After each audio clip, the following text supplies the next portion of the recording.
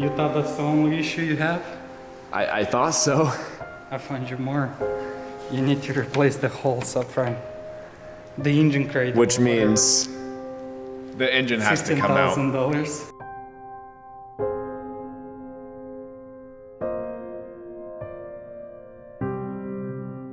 Now, in the last episode, my goal was to completely strip this car down, get all the body parts removed, so I can see if this carbon tub is fixable. Now, I have a mix of good news and bad news. The carbon tub's fixable, but I missed one crucial area, was not looking in the right spots, which now leads us to have to pull everything off the rear, drop the engine, as our frame rail on our rear is bent. Now, the reason this is such a headache is you can't just repair this frame rail. This whole rear subframe, it is all one aluminum structure that gets bolted to our carbon monocoque. Now, what looks to be happened is our radiator is completely pinched in. It impacted right here, which pinched this tiny little rail, which doesn't even seem to be structural. But if we want to fix this car properly, we're going to have to pull this out and replace it with a new McLaren one. Now, for reference, this is what a perfect condition rail is supposed to look like. It is a night and day difference between on the rail. I don't know how I was able to miss it, but after taking a look at our passenger side, which is good, we have the side that's perfect condition, we're able to see that this rail got quite tweaked. So now we have to go through and strip everything. The clip broke, which means I gotta depin this with the new clip on. No. How much small broken shit, dude? Oh, there you go.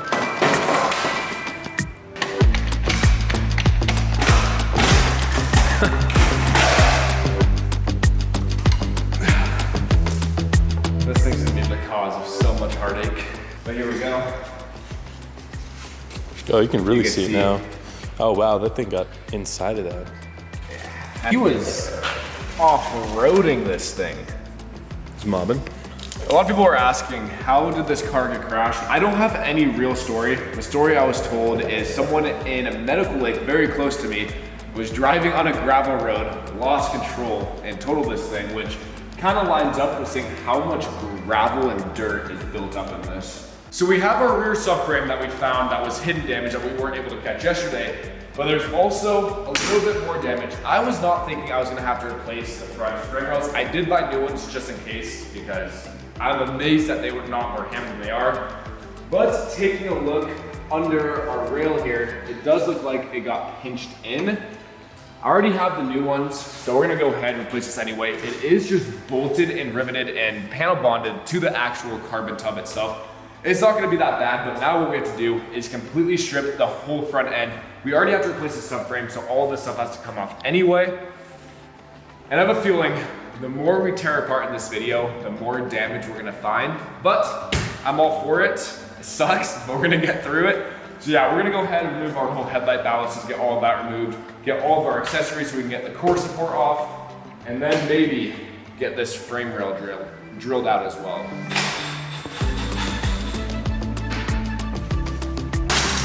Come on.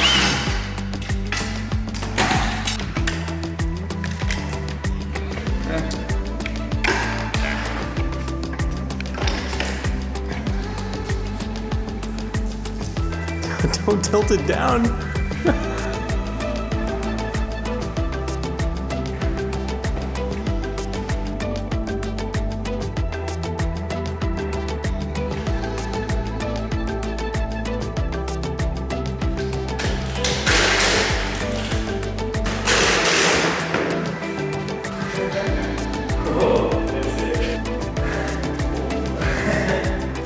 Well, we're going through removing the skid plates right now, as I kind of want to see how the underneath looks.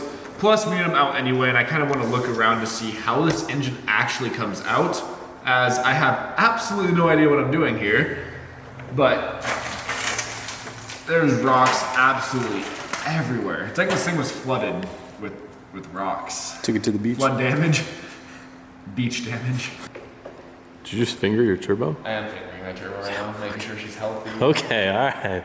She's only got 2,000 miles. I wish you'd be able to see this hideous stock exhaust. Probably the last time we're gonna see this thing on here. Now, I've got a vision for this thing once we complete it, and that is to shoot some massive, massive flames And with the stock exhaust, we're not gonna be able to make that happen. So I have some downpipes and a catback on the way for this thing.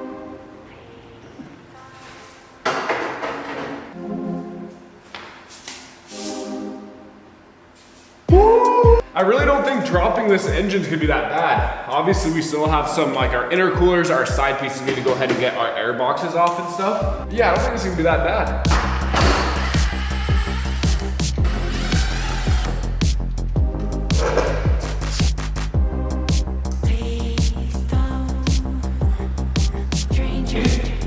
It is so ridiculously long. There we go.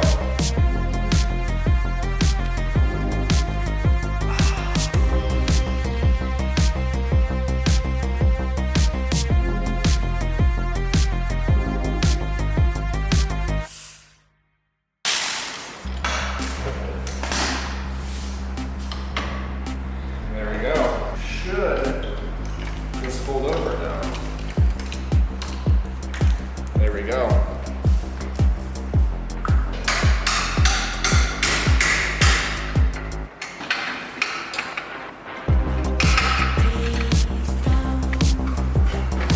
Oh, no way.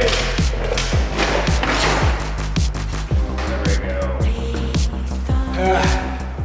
Downpipe number 1 off. Now I think we're getting very, very close to getting the engine out of the car. We still have some stuff to disconnect. All of the harness stuff is disconnected. The ECU plug, this will come out with the engine. Then we have all of the chassis stuff just currently sitting inside of the cabin. There are some hoses and a positive battery cable that we need to go ahead and disconnect from the firewall. It is so tight back there, as you guys can see. That is all of the space I'm working with to get all of those hoses and whatnot disconnected. Some fuel lines, a couple miscellaneous things. Drop the suspension. I don't think I want to move this car anymore. I think I have enough space to drop it in the rear and just pull it backwards.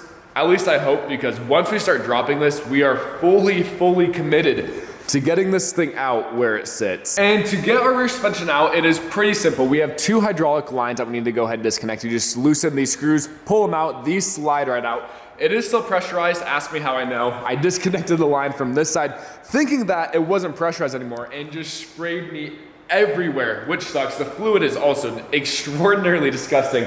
So we have these 2 hydraulic lines, we have a couple of sensors, bolts, and I think we're gonna pull this whole assembly together. Not gonna separate the rotor caliper. We're gonna keep the axle together and just yank this thing out.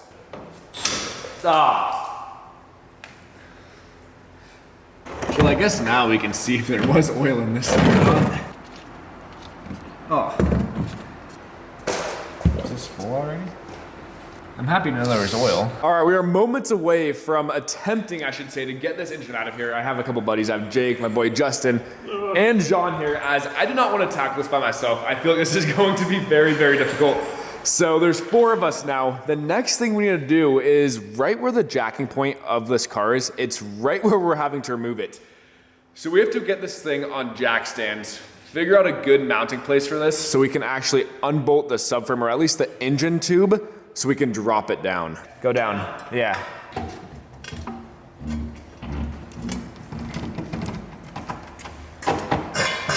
I mean, it's on. It's kind of, that's so sketch. Now currently zip tying the quick jacks to the wheel dolly, as we're gonna be using this to drop the engine out of the car. Since I want to be able to roll it around after the fact, this could go extremely poorly, but we're using some zip ties, so we should be good. I have some good faith in this. I told you, it's gonna be fine. It's gonna work. It's gonna work.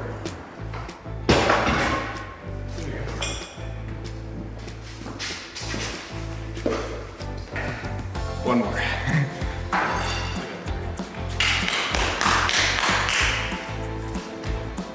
Let's go, baby. This is, it's got a little tweaked. That's $3,000 just for this. Sell it. Rebuilt title. What we have to do now is remove the one bolt that holds the trans, and really essentially most of this. Let's see if we break this thing. Ready? Yeah.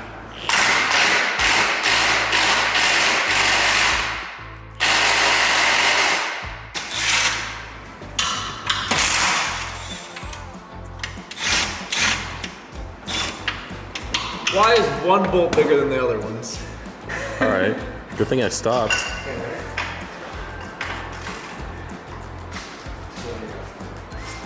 Yeah, make sure your chin's not in the way. It might break your jaw.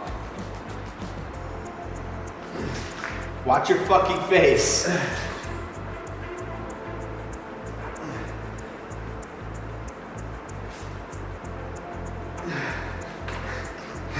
I don't like this at all.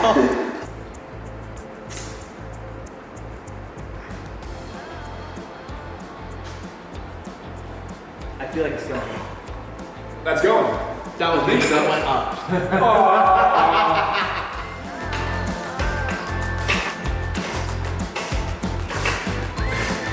This is a long bolt.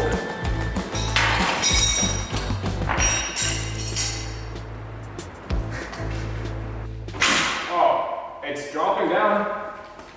It's dropping down. I want to tuck all these hoses. Whoa, wait.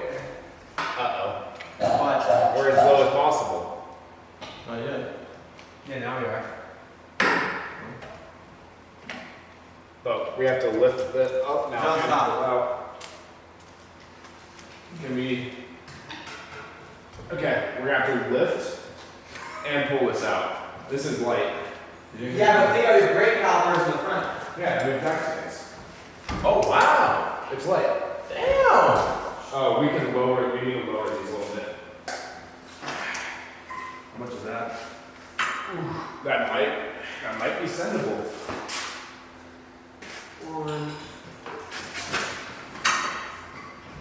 That should be enough, Remmy. That should be enough for you. Okay. We're fine. John, I got it. We're fine. Can we go more? More. Go more. Drop the legs. More. Yeah, way more. You have to angle it. We got the body. We got the body. Don't worry, Remmy.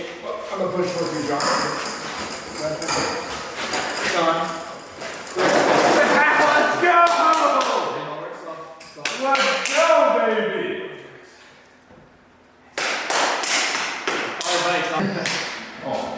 Let's go! Woohoo!